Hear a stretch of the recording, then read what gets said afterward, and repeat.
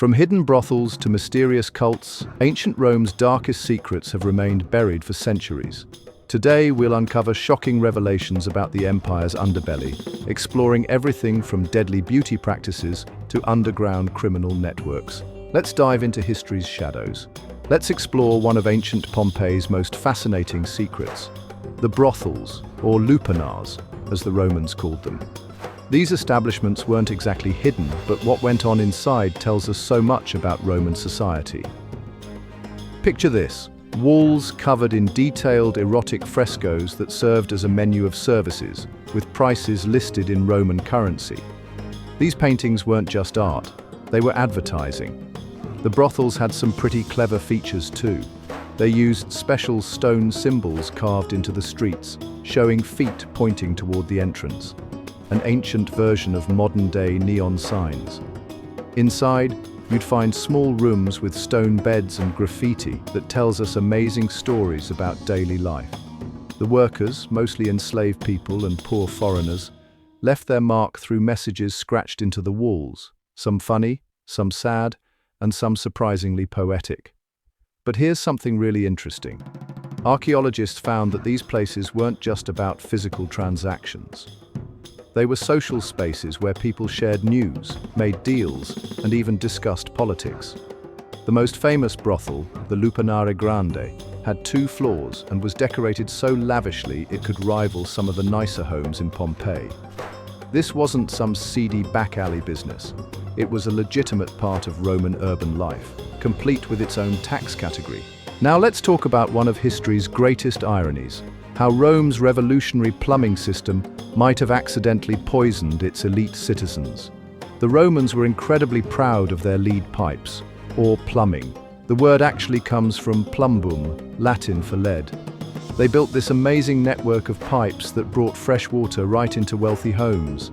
Pretty advanced for ancient times, right? But here's the twist. These fancy pipes were slowly poisoning the upper class. Lead would dissolve into their drinking water, especially in the sweet wines they loved to store in lead-lined containers. The rich Romans actually got the worst of it because they could afford these luxury pipes, while common folks used clay pipes or visited public fountains. Scientists studying ancient Roman bones have found lead levels that would make modern health inspectors faint. Some historians think this might explain why so many Roman emperors seem to go crazy. Lead poisoning can cause all sorts of mental problems, from mood swings to hallucinations. Emperor Claudius, for instance, was known for his trembling hands and angry outbursts, classic signs of lead poisoning. The really wild part? Some Romans actually noticed something was wrong. A few ancient writers warned about lead workers getting sick, but nobody made the connection to their fancy plumbing. Talk about a case where being wealthy and privileged backfired in a seriously unexpected way.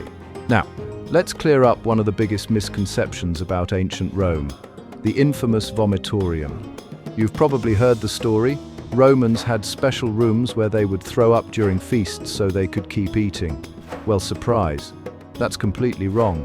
And the real story is actually much more interesting. A vomitorium was actually just the name for the entrance and exit passages in amphitheaters and stadiums. Think of them like the corridors in modern sports arenas that vomit out crowds of people after events. Pretty clever naming, right? The Romans did love their elaborate feasts, but they weren't quite as wild as popular myths suggest. These banquets, called convivia, were more about showing off wealth and social connections than endless eating. Sure, some wealthy Romans did go overboard with exotic foods and expensive wines, but the whole throw up and eat more thing, that's just a medieval myth that stuck around. The confusion probably came from some ancient writers using throwing up as a metaphor for excess and corruption in society. They were criticizing greed and overindulgence, not describing actual dining habits. Isn't it fascinating how one misunderstanding created this persistent myth that's lasted for centuries? The real Roman dining culture was sophisticated, with complex social rules and traditions that tell us much more about their society than any made-up vomiting rooms ever could. Let's venture into one of Rome's most mysterious religious movements, the cult of Mithras. Picture this: deep underground temples called Mithraea, designed to look like caves, where Roman soldiers and merchants gathered in secret to perform sacred rituals. These temples were incredibly small, usually fitting only 30–40 people, creating an intimate atmosphere for their ceremonies. The centerpiece of every Mithraeum was a dramatic scene showing Mithras killing a cosmic bull, an act believed to have created the universe. What's fascinating is how this Persian god became so popular in Rome, especially among soldiers. Members had to pass through 7 levels of initiation, each with its own special trials and secret knowledge. Think of it like an ancient secret society with cosmic mysteries. The really intriguing part: we still don't know exactly what happened in these ceremonies. The followers were incredibly good at keeping secrets. They left almost no written records of their actual rituals. We've found remains of ritual meals they shared, featuring bread, wine, and meat, suggesting these gatherings were both spiritual and social events. The cult was so influential that it actually competed with early Christianity for followers. Both religions promised salvation and had similar ideas about good versus evil, though Mithraism was exclusively for men. Archaeologists keep finding new Mithraea throughout the former Roman Empire, each discovery adding another piece to this fascinating puzzle of ancient faith and mystery. Let's uncover the harsh reality of gladiator training schools, or ludi gladiatori. These weren't just gyms, they were sophisticated human weapons factories. Think of them as brutal boarding schools, where slaves were transformed into entertainment machines. Each gladiator cost as much as a high-end sports car would today, so owners took their investment seriously. The daily routine was absolutely intense. Trainees would wake before dawn for conditioning, followed by weapons training with wooden swords that weighed twice as much as real ones. Here's something surprising: gladiators actually had better medical care than most Romans. They had their own doctors, special diets, and even beauty treatments to keep them marketable. But don't let that fool you. Life was incredibly tough. They lived in small cells, often chained when not training, and followed strict rules. Most fascinating is their diet. They were called barley men because they ate mostly grains and beans, with very little meat. Scientists studying gladiator bones found they were actually vegetarians who drank a special ash drink for calcium. Ancient sports science in action. The schools had different specialties too, training fighters in specific fighting styles like the heavily armored secutor or the fan favorite Retiarius with his net and trident.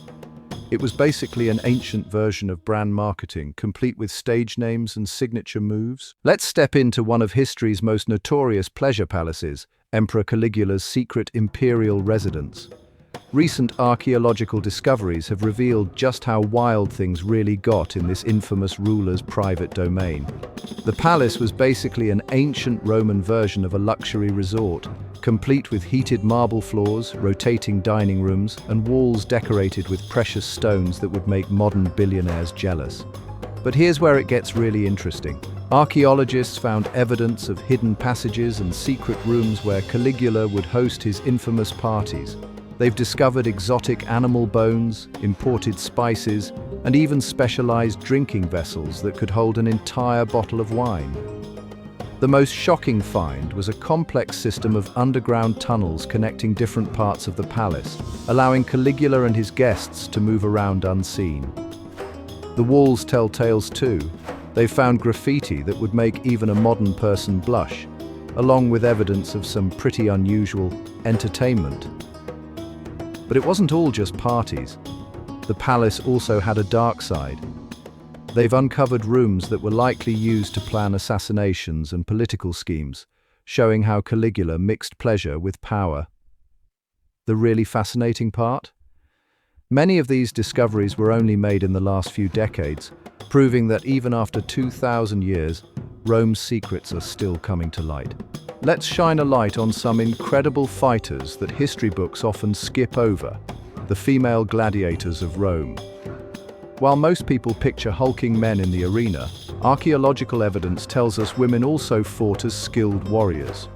These female gladiators, called gladiatrices, weren't just a sideshow. They were trained fighters who drew huge crowds.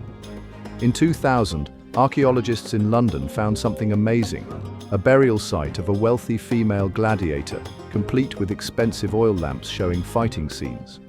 Her remains tell us she was around 25 years old and lived a life of intense physical training.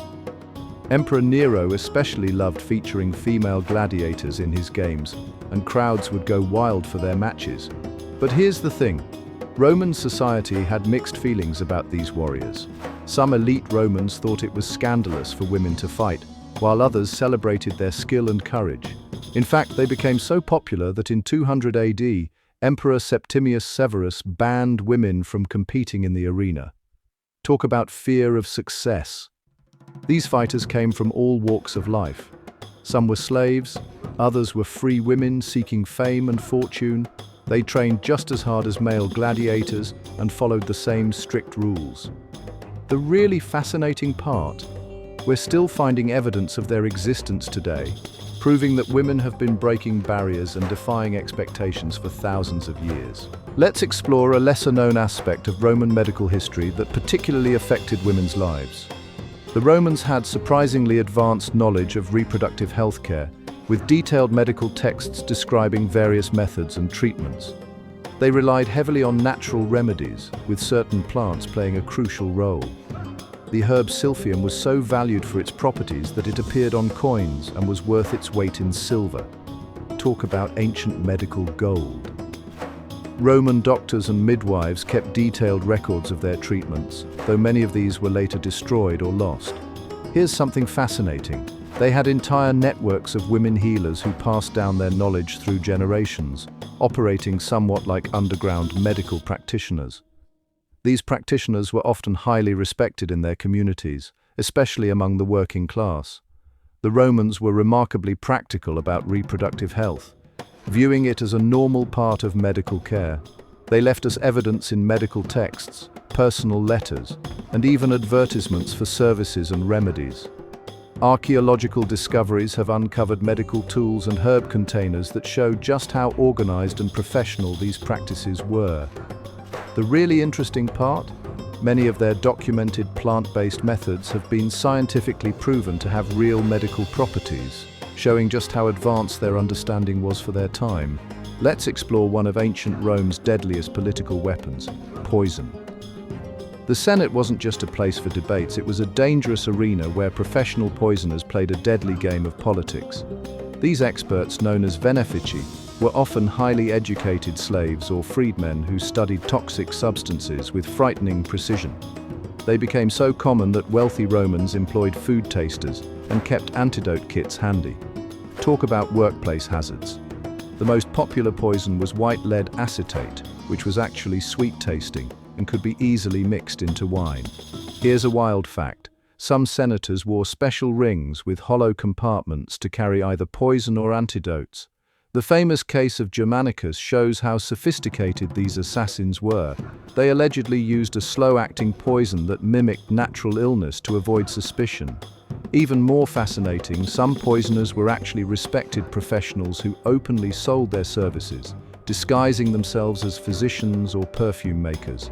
The Senate eventually passed laws specifically against poisoning, but that just drove the practice underground. They even had special investigators called quaestors venefici, who specialized in poisoning cases. The really clever part?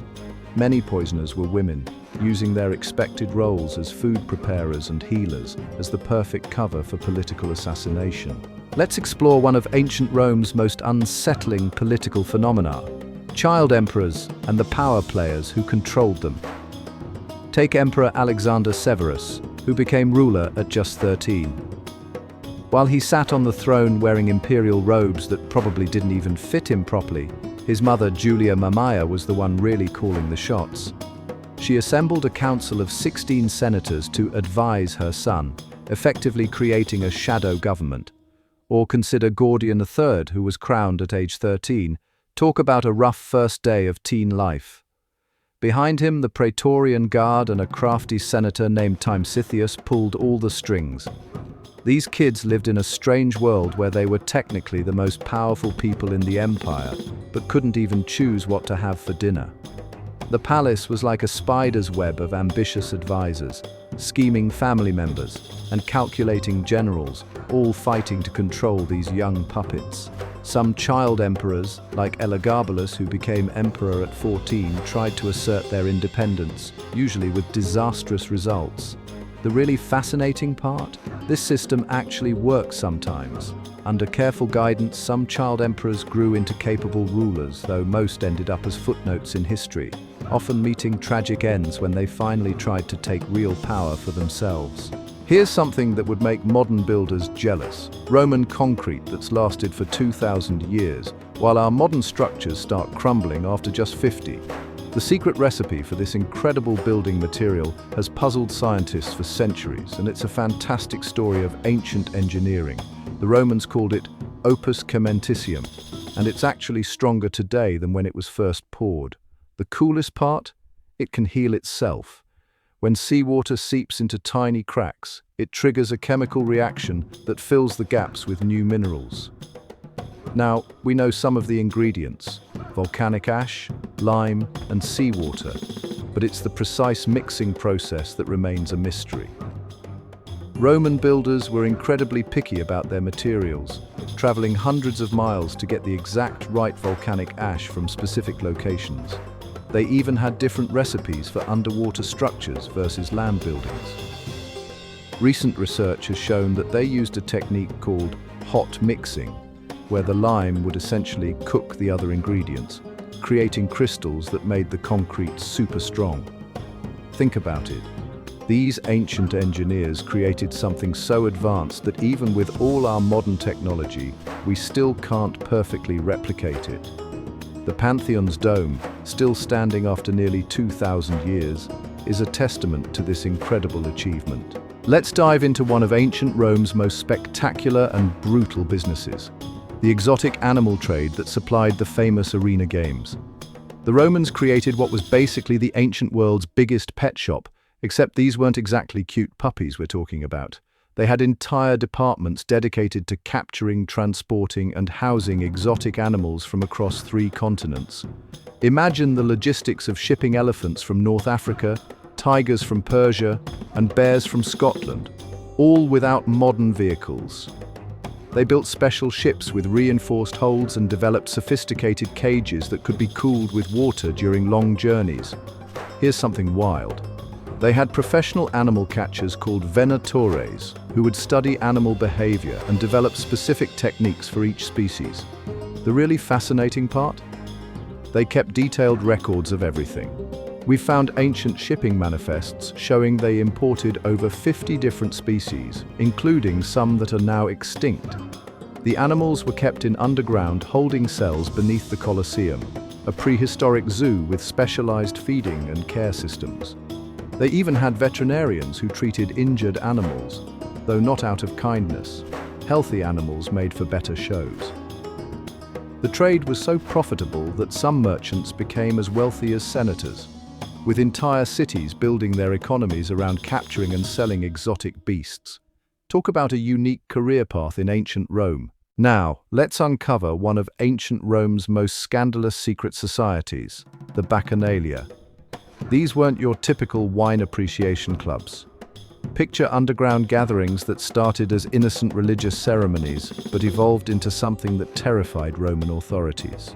The cult worshipped Bacchus, the god of wine and ecstasy, through rituals that combined religious devotion with what Romans considered shocking behavior. Initially, only women could join, meeting 3 times a year. But things changed when a mysterious Greek priest arrived and transformed the cult into a more frequent nocturnal affair that accepted both men and women. The really intriguing part? They created a secret parallel society with its own laws, oaths, and financial system. Members came from all social classes. Slaves partied alongside nobles, which absolutely horrified the status-conscious Senate. In 186 BCE, things came to a dramatic head when a young nobleman's ex-girlfriend revealed everything to the Senate. What followed was Rome's first recorded large-scale criminal investigation, leading to the arrest of about 7,000 people. The Senate's reaction was intense. They passed the first known law against a religious group in Roman history. Most fascinating is how the cult managed to operate in plain sight for so long, using a network of safe houses and secret signals to coordinate their activities. Let's dive into the fascinating yet dangerous world of Roman beauty practices, where looking good could literally kill you. The Romans had some seriously questionable ideas about cosmetics. Take their most popular face cream. It was made with white lead, which gave that coveted pale complexion, but also caused skin damage, tooth decay, and sometimes death. But that's not even the wildest part. Roman women would put drops of deadly nightshade in their eyes to dilate their pupils, making them appear more alluring, though it could cause blindness. They also used crocodile dung face masks, believing it would keep their skin young. Here's something really interesting. They had special beauty salons called medicatrina, where slaves would apply these dangerous treatments to wealthy women. Red lipstick was made using mercury, and hair dye contained fermented leeches mixed with vinegar. The most expensive perfume was made from fermenting rose petals in fat stored in lead containers. Talk about a double dose of poison. But perhaps the most shocking was their use of gladiator sweat and blood, collected after fights and sold as a premium beauty product. They believed it would give them the strength and vitality of these fighters. These beauty practices tell us so much about Roman society. They were willing to risk everything, even their lives, to meet their era's beauty standards. Let's peek into Rome's thriving underground economy, a world that would make modern organized crime look amateur. The Romans had sophisticated criminal networks that operated with almost corporate-level organization. These groups specialized in everything from counterfeit coins to stolen art, running their operations through a system of warehouses called Horia. Picture gangs marking their territories with specific graffiti symbols, just like modern street tags. They had their own slang, secret meeting spots, and even specialized roles, from professional smugglers to corrupt customs officials who looked the other way for a cut of the profits. The really fascinating part: some of these criminal organizations were so well connected they practically operated in plain sight. They had relationships with powerful politicians and wealthy merchants who used their services to avoid taxes or acquire illegal luxury goods. The gangs even had their own banking system, offering loans at outrageous interest rates to people who couldn't get legal credit. They were especially active in port cities like Ostia, where they controlled much of the illegal import trade. Archaeological evidence shows they even had sophisticated forgery workshops, producing fake versions of popular luxury items. These criminals were so embedded in Roman society that some legitimate businesses couldn't operate without dealing with them in some way. Let's explore a fascinating aspect of Roman society that's often misunderstood: their complex attitudes towards same-sex relationships. Unlike our modern binary views, Romans had a completely different way of thinking about sexuality. Social status and role mattered more than gender.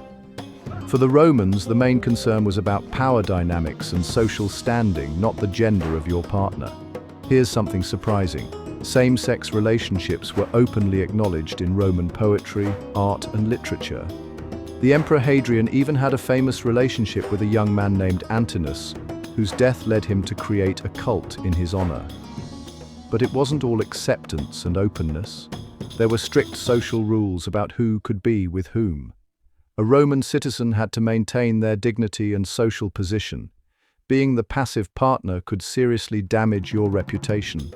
Elite Romans often had relationships with slaves or social inferiors because it fit into existing power structures. They left us amazing evidence in wall paintings, poetry, and personal letters.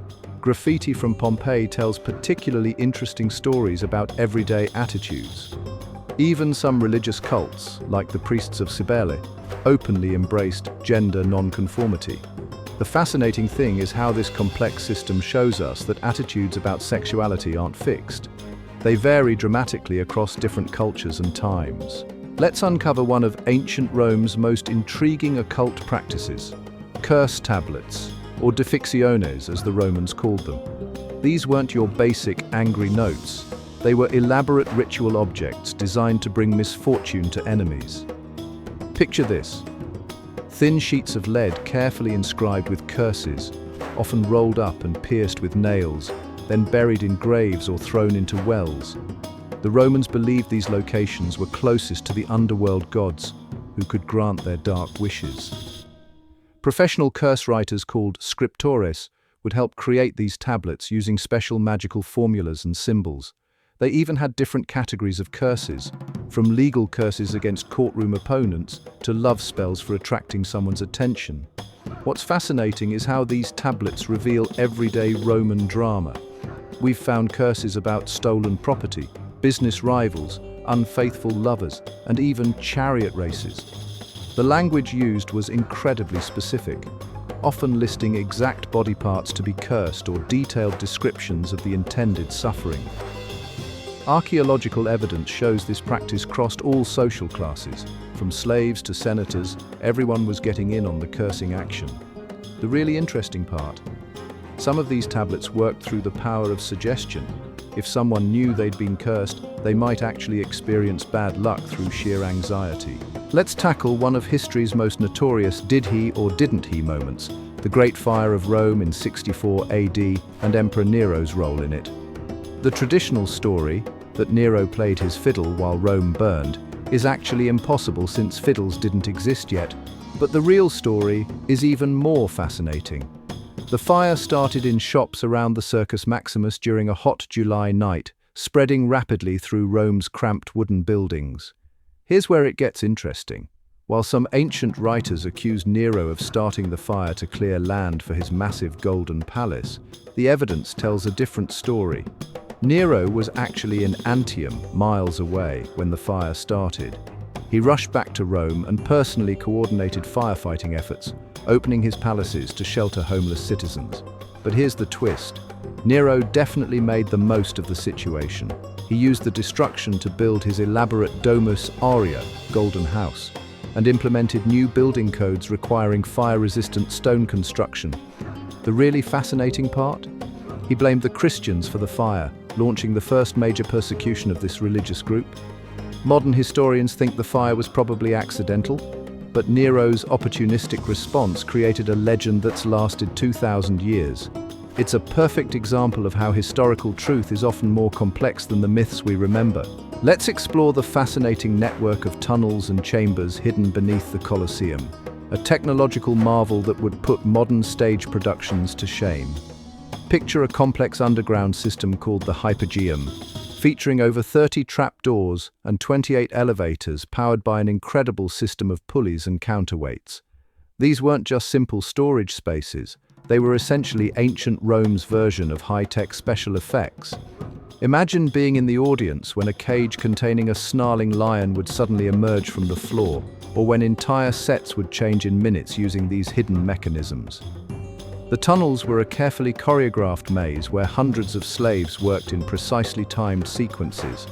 They used an ingenious system of markers and signals to coordinate complex shows, managing everything from animal cages to elaborate scenery changes. Recent archaeological discoveries have revealed fascinating details about how they managed this underground theatre, including evidence of ancient pulleys that could lift cages carrying up to 600 pounds of weight. The really impressive part?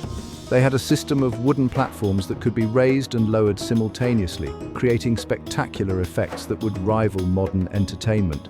These passages also contained holding cells for gladiators and animals, prop storage areas, and even a sophisticated drainage system to prevent flooding. Think of it as ancient Rome's version of a modern theatre's backstage area, but with much higher stakes. Let's explore a fascinating yet rarely discussed aspect of Roman religious life: the use of mind-altering substances in ceremonies.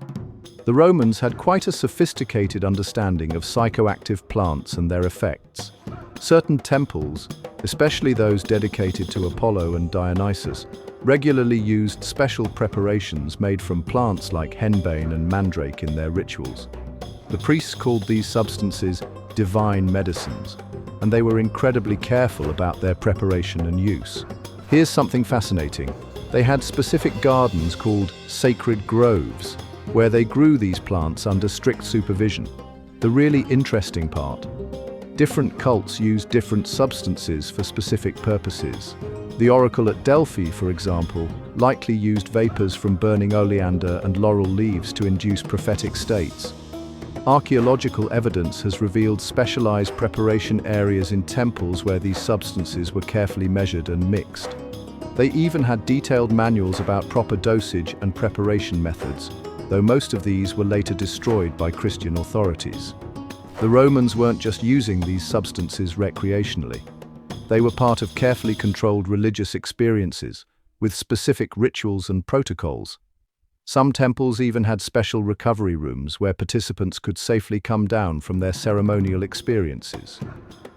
The trade in these substances was strictly controlled, with severe penalties for unauthorized use or sale. Let's investigate how disease outbreaks dramatically shaped Roman society, particularly focusing on the Antonine Plague that hit Rome around 165 AD. This devastating epidemic, likely smallpox, killed up to a third of the population in some areas. Imagine losing every third person in your city. The Romans had some pretty interesting ways of dealing with it. They tried everything from burning aromatic herbs in the streets to wearing special amulets blessed by priests. What's fascinating is how this changed Roman society. The wealthy fled to their country villas, while urban poor crowded into temples seeking divine protection. This led to even faster disease spread, creating a terrible cycle. The plague actually helped spread Christianity because Christian communities took care of the sick when others wouldn't. Here's something surprising. Roman doctors figured out some effective quarantine measures, like isolating sick people and burning contaminated clothing. They even developed an early version of social distancing by avoiding large gatherings during outbreaks. The plague hit the army particularly hard, weakening Rome's borders and changing military recruitment practices. Most interesting is how it affected Roman medicine. Doctors started keeping detailed records of symptoms and treatments, laying groundwork for modern epidemiology. Let's explore one of ancient Rome's most private yet significant aspects of daily life: their methods of family planning. The Romans had surprisingly detailed knowledge about contraception, though their approaches were often dangerous. They used everything from herbal mixtures to metal pessaries, showing remarkable ingenuity despite limited medical knowledge. One popular method involved drinking a concoction made from the silphium plant. It was so effective and valuable that they literally drove it to extinction. Here's something fascinating. They had an entire profession of women specialists called medicae, who focused on reproductive health. These experts passed down recipes for contraceptive pessaries made from materials like wool soaked in cedar oil or wine mixed with specific herbs. The really interesting part? They actually understood the concept of different methods for different needs. They had barrier methods, spermicides, and even early versions of IUDs made from copper. Roman doctors left detailed medical texts describing these methods, though many were later destroyed during the medieval period. They even had specific timing methods based on the menstrual cycle, showing they understood more about reproduction than we often give them credit for. The most surprising thing, some of their herbal combinations have been scientifically proven to have real contraceptive properties. Let's uncover a fascinating piece of lost Roman technology: their sophisticated time-keeping devices that went far beyond simple sundials. Recent archaeological discoveries have revealed evidence of water clocks, or clepsydras, that were incredibly precise for their time. These weren't just basic dripping water devices. They had complex gearing systems and automated features that would impress even modern engineers.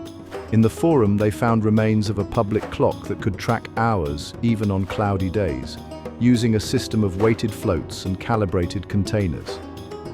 The really fascinating part? Some high-end Roman clocks could actually adjust for seasonal changes in daylight hours, something we'd consider pretty advanced even today. They used these devices to coordinate everything from military operations to religious ceremonies. In wealthy homes, specialized slaves called horologi maintained personal water clocks, which could chime different sounds for different hours. The most impressive discovery was a fragment of what appears to be an astronomical calculator from a temple in Naples, suggesting they had even more advanced timing technology that we're still trying to understand. What's particularly intriguing is how many references we find in Roman texts to even more sophisticated devices that haven't survived.